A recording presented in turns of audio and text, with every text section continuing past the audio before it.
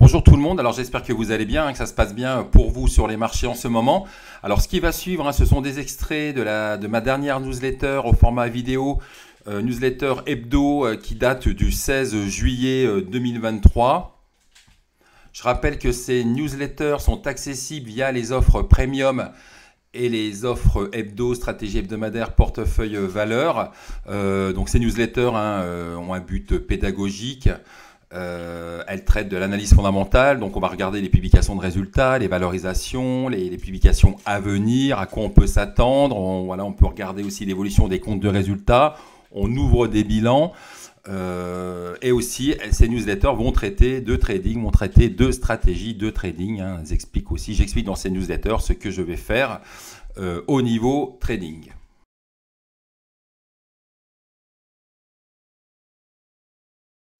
On continue avec les publications avec Groupe Ocwind. Alors on savait que c'était une société à forte croissance, donc Groupe Ocwind a publié un excellent T2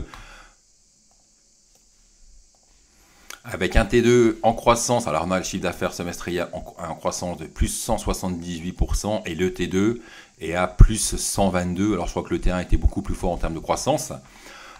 Et là, on voit quand même que la société, d'ailleurs, je crois qu'elle a relevé parce qu'elle a vérifié, mais je crois qu'on était plutôt sur du 65 millions. Là, ils parlent du 85 millions. Ah non, c'était 80 millions à la base. Là, maintenant, on est sur du 85. Ils avaient déjà relevé leur perspective il y a quelques semaines. Non, on reste sur les mêmes perspectives de chiffre d'affaires, donc un chiffre d'affaires de 85 millions.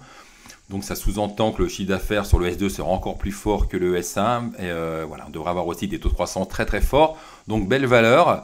Mais là aussi, on a eu beau taux de croissance, on avait eu un peu de spéculation, le titre s'était bien comporté les séances précédant cette publication, et là aussi, qu'est-ce qui s'est vendu un peu à l'image de Katana. Donc là, on a eu, ou même G11, on a eu une oblique baissière qui avait été cassée. Alors ça, c'était quand même une oblique baissière très court terme, puisque la tendance long terme de Groupe Ocwind elle est haussière, bien évidemment. Donc là, on avait une petite cassure de l'oblique. Là, on voit le jour de la publication, la publication elle est saluée, le titre prend entre 2 ou 3 ou 4% en séance. Et finalement, il y a un retournement en séance et finit au plus bas à moins 2,4. Et le lendemain, le titre continue de subir des prises de bénéfices. Donc d'un point de vue technique, alors moi j'ai mes titres, j'ai conservé. Alors moi j'ai beaucoup tradé le titre dans toute la montée. Mais ce qu'il faudra vraiment surveiller, c'est que pour le titre Groupe Ocwind, c'est qu'il ne faudra pas casser les 24,3, 24,5, car après on pourrait avoir une accélération, peut-être aller directement aller combler le gap là ici à 23,5, 23,6. Après on aurait le support des 22,5, ce qui support on va dire un peu plus costaud, puisque là regardez, on le retrouve ici, ce support. Donc attention à ne pas casser ici, car après, le prochain gros support, il serait ici 22,4.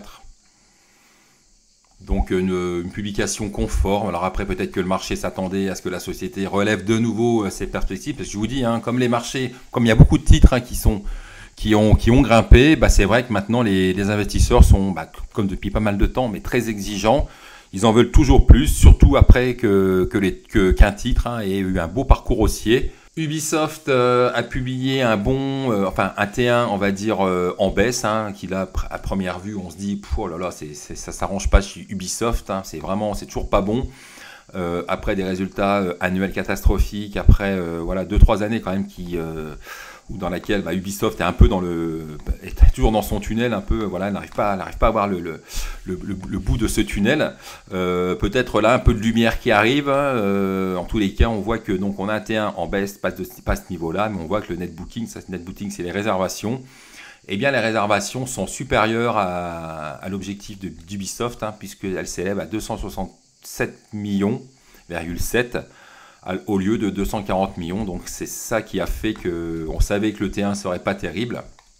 Mais le marché s'est un peu projeté et il s'est dit que ça sera certainement mieux sur les prochains trimestres. Et donc le titre a grimpé, plus 5,15.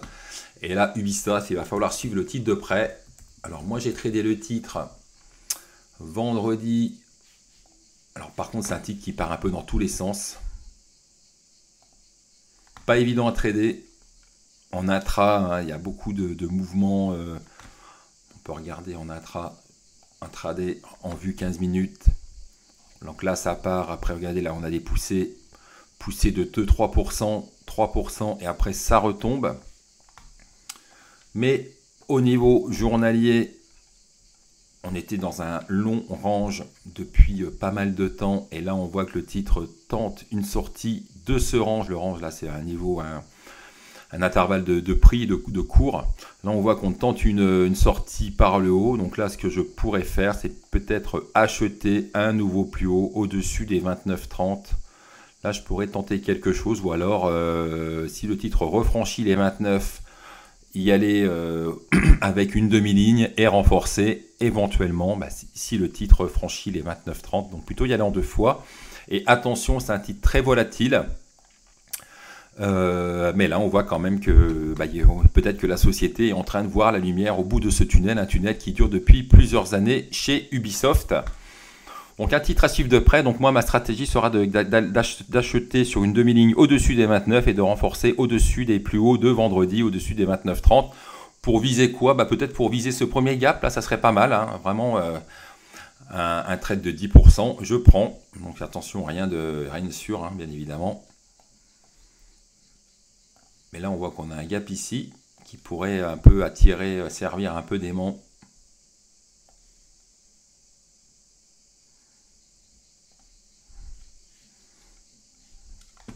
Donc Ubisoft à suivre de près dans une optique de trading la semaine prochaine. Après, au niveau du fondamental, c'est compliqué les jeux vidéo. Il y a beaucoup entre les reports de jeux, les ventes, après quand le jeu sort bien, enfin sort à la date prévue.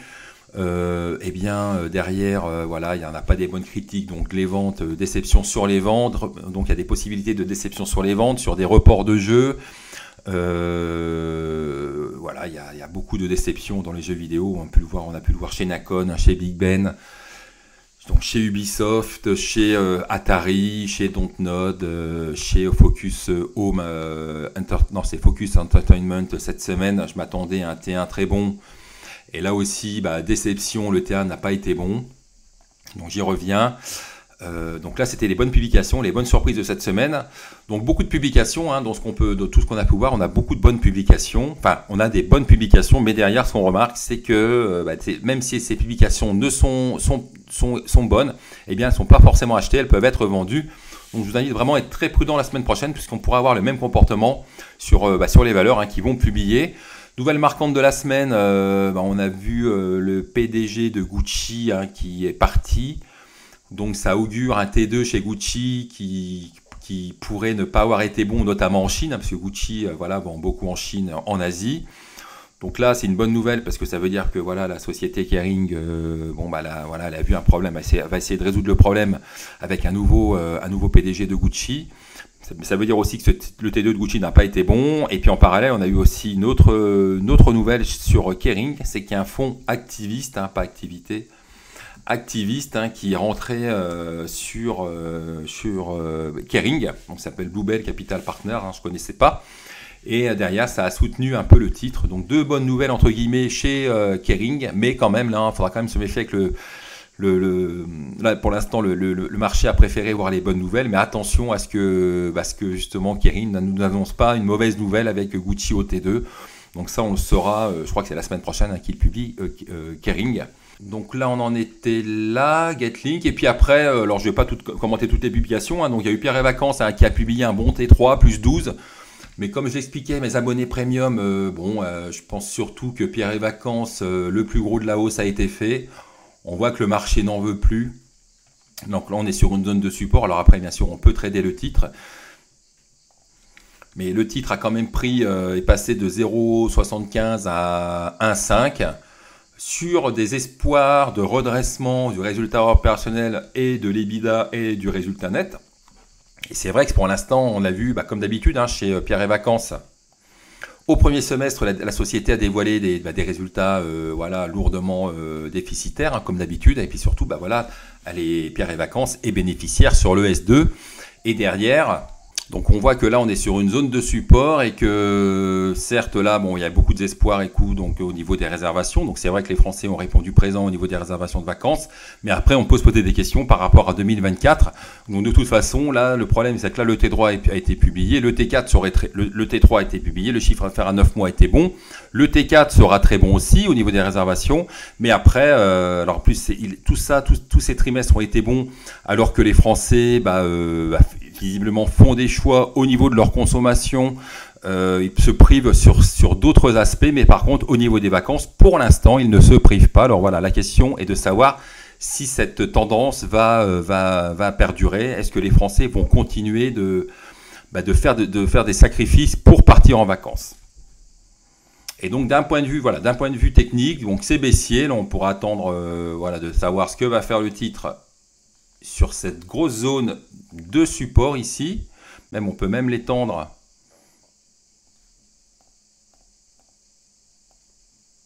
Voilà. Et par contre, il ne faudra pas la casser, cette zone de support. Parce que si on la casse derrière, on ira donc déjà aller voir, on ira voir les 1,45. Donc, et même après, on pourrait même aller voir les 1,10. Hein, donc c'est une zone de support importante que les cours devront, le cours de Pierre et Vacances devra absolument conserver. Sinon, on pourra avoir une belle accélération baissière. Donc moi dans l'immédiat, donc moi je n'ai pas de titre depuis très longtemps. Hein, je crois que j'avais viré mes titres. C'était en février-mars. Et là, bon, par contre, j'ai tradé un petit peu le titre, hein, mais bon, sans plus. Et puis de toute façon, là, maintenant, je vais plutôt rester spectateur du titre, parce que regardez, là, on avait vraiment une tendance baissière, donc là, même pour jouer le rebond, c'était pas très flagrant. Là aussi, tendance baissière, on voit qu'il y a un rebond, mais qui se fait un peu dans la douleur. Là, par contre, belle tendance baissière qui se dessine, un rebond. Nouvelle forte baisse, tendance baissière très court terme. Donc là, dans l'immédiat, moi, je ne vais rien faire. Alors, j'en parlais la semaine dernière. J'avais un peu des craintes en concernant le T4 de la Française de l'énergie. Donc là, si on refait le point par rapport à cette publication. Donc la société a dévoilé donc, son chiffre d'affaires annuel qui atteint 39,2. Et on voit la semaine dernière, je vous avais annoncé que la société avait fait un chiffre d'affaires sur le T3 de 10. Alors attendez, je crois que j'ai noté. De 10,4. Donc là, ça veut dire que sur le T4, eh bien, la société a fait 17,9 moins 10,4 et on arrive à un chiffre d'affaires de 7,5 millions. 7,5 millions. Et quand on compare ce T4 2023 par rapport au T4 2022, eh bien, ce T4 finalement est en retrait. Hein, et d'ailleurs, la société, le T3 était en hausse. Mais regardez, vu que le T4 n'est pas bon, finalement le chiffre d'affaires semestriel, le chiffre d'affaires du deuxième semestre voit sa croissance fortement ralentir. Donc là, le T4 à 7,5, 7,5, ça fait déjà une baisse par rapport au T3, d'accord, et c'est déjà une tendance qui peut être inquiétante. Et puis aussi, quand on compare par rapport au T4 2022 qui s'est élevé à 9,3, eh bien ça veut dire que quand même ce T4 est en forte baisse, il est en baisse de 19%. Par rapport au T4 2022, sachant que alors oui, là il y a toujours mon micro qui est au milieu et qui m'empêche de bien tapoter. Donc là T4 en baisse, donc en forte baisse par rapport au T4 2022, donc ça c'est pas bon. Et puis après quand on regarde le reste du communiqué, eh bien, on nous parle de perspectives, on nous parle blablabla sur 2023, mais finalement, on ne sait pas trop ce qu'ils vont arriver à nous dégager comme rentabilité sur le deuxième semestre. Et puis surtout, les perspectives 2024, voire 2026, ne sont pas affinées. On a toujours les mêmes perspectives hein, qui ont été annoncées depuis, on va dire, plusieurs semestres. Donc on a des perspectives qui ne sont pas affinées. Un T4 2023, qui est décevant. Le seul élément qu'on a là pour le prochain exercice, c'est une capacité de génération d'électricité en progression sur l'année avec une importante visibilité sur les prix de l'exercice 2024. Ok, pourquoi pas, mais après, comment valoriser ça? Comment ça va se valoriser au niveau, ça va se quantifier dans les futurs chiffres d'affaires de la Française de l'énergie? C'est difficile à estimer.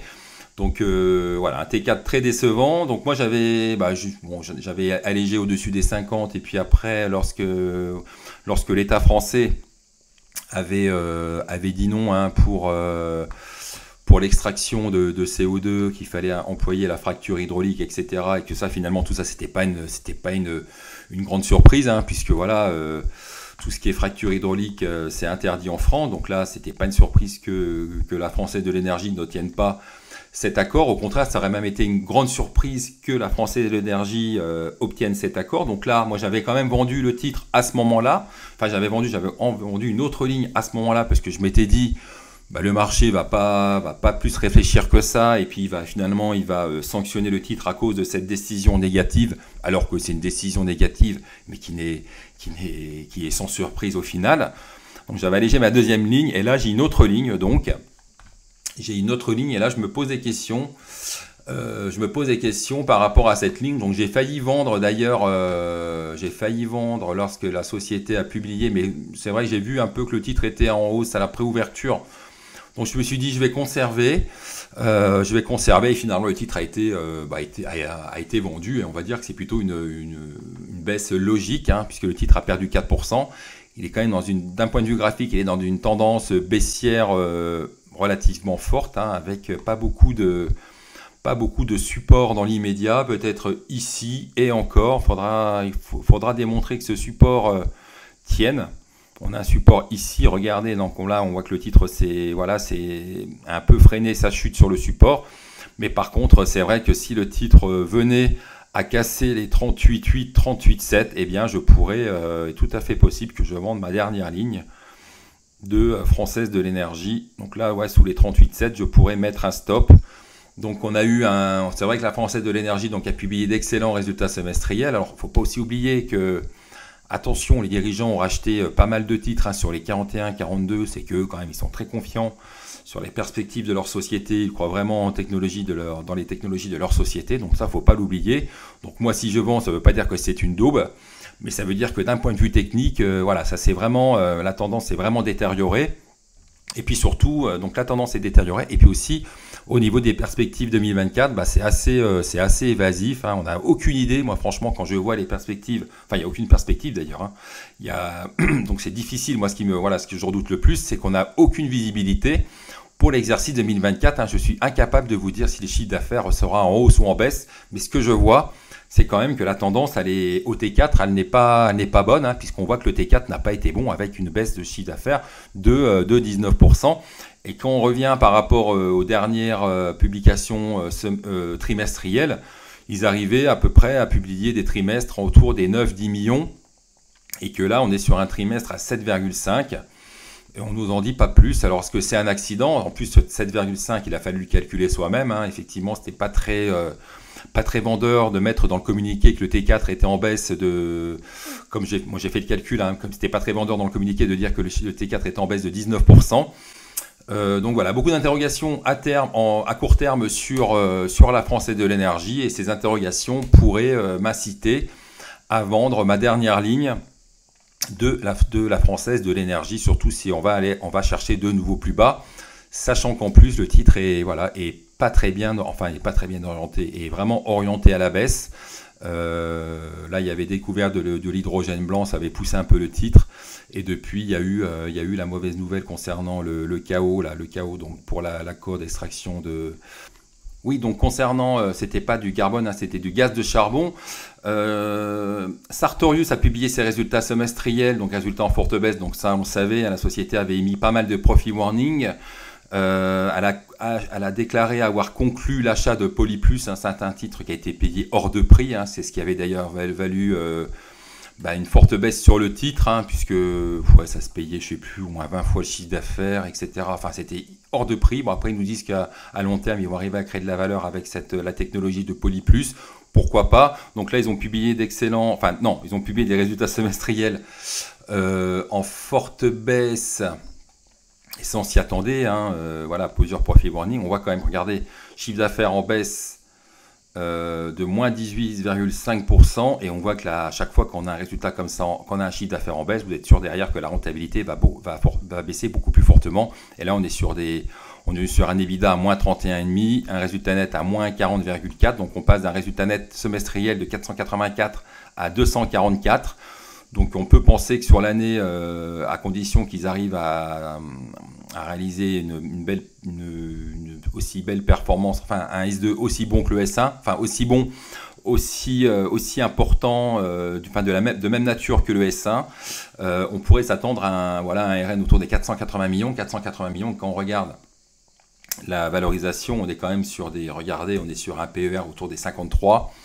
Donc moi je suis pas très fan, hein, c'est très cher, surtout pour une société qui fait de la décroissance, hein. C'était une valeur de croissance pendant de longues années, maintenant elle fait de la décroissance, ça devrait durer peut-être même en 2024, on verra. En tout cas en S2 2023 ça va durer. Et ce que je voulais vous dire, c'est que voilà, le titre a comblé, on a vu un gap baissier qui s'était formé, là le gap baissier a été comblé, donc là dès qu'on rentre ici, qu'on trade les gaps, pour trader les gaps, j'ai fait des vidéos, hein, sur YouTube, vous pouvez retrouver sur la chaîne, sur ma chaîne. Là quand on est rentré ici, on pouvait s'attendre à ce que le titre accélère, etc. Donc moi j'avais vu ça, mais après j'avais vu que le titre était retombé. J'ai vu que le titre était retombé donc il y en a eu une hausse à 9h, 9h15, et puis après le titre retombe, donc il retombe, là on était sur les 250. Donc le titre rentre dans son gap, donc il rentre ici à 9h15, et après il retombe, et c'est après qu'il est allé, qu'il a continué d'aller combler ce gap, donc là, et puis après pour faire une clôture au plus haut, donc ça crée une grosse séance, hein, pour Sartorius. Donc après, d'un point de vue technique, de toute façon, là on est maintenant sur une zone de résistance ici, voilà, qui est ici, donc là qui correspond aussi à la zone de gap. Donc moi dans l'immédiat, de toute façon, je trouve que le titre est trop cher, et puis d'un point de vue technique, j'attends de voir, mais moi je suis pas acheteur dans n'importe quelle que soit la situation. Là, je pense que le titre a besoin peut-être, il faut déjà voir ce que va faire le titre au contact de cette résistance. Donc là, il y aura peut-être une vanne à tenter, on verra, pourquoi pas. Vu la valorisation du titre, hein, ça serait pas idiot. Donc peut-être une vente à découvert, mais en tout cas, ou à tenter un achat, mais tenter un achat au-dessus de l'oblique. Là, c'est vrai qu'on a une oblique, ouais, pourquoi pas, faut voir. Honnêtement, j'attends de voir le titre, ce qu'il va faire lundi. Et puis surtout, c'est les Américains, hein, eux, surtout les Américains, voilà, qui ont poussé le titre à partir de 16h15 l'après-midi. Donc voilà pour Sartorius, donc titre cher, toujours très cher, des valeurs de décroissance, et puis voilà, peut-être même une AK avec une augmentation de capital avec l'achat de Polyplus à confirmer. Donc voilà, moi je reste plutôt pour une valeur de trading, hein, Sartorius.